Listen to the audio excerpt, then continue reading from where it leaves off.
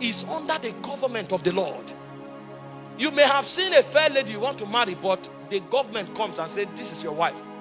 What happens now is that you sacrifice your emotion because you are of the nobles.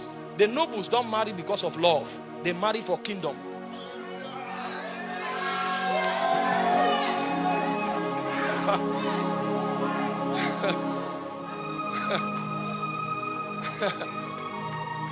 It's not given to man that walketh to order his steps. So even when the whole idea looks correct, there's a way that seemeth right unto a man. The end thereof is death.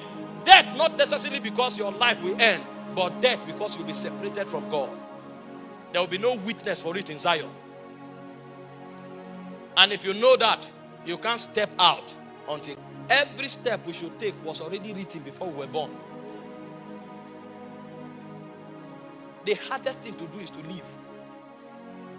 But earthly creatures think life is breath.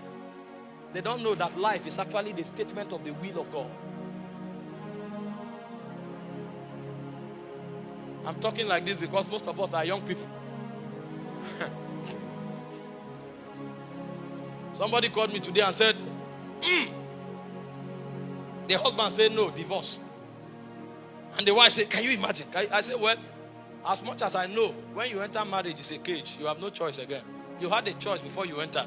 Now that you have entered, you have no choice. And go and check the Bible. It didn't say marry who you love. You are only commanded to love who you marry.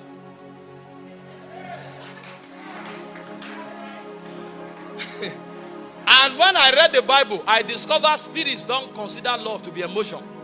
They consider love to be sacrifice. So for the woman, love is submission. For the man, love is sacrifice. So the feeling may not be there again, but it's called marriage. And in marriage, you have no choice. It's taken away. So go back. I said the problem of marriage is one, it's flesh. And the cure of marriage is supply of the Spirit.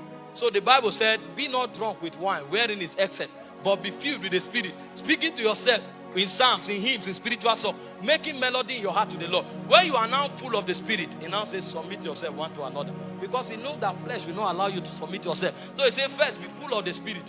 When you are full of the Spirit, it's easy to submit as a wife. And when you are full of the Spirit, it's easy to sacrifice as the man.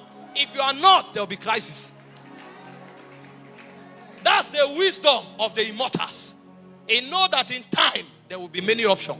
So he banished, he sentenced you. You are a sentenced person. That's why you cannot live your life except as God speaks.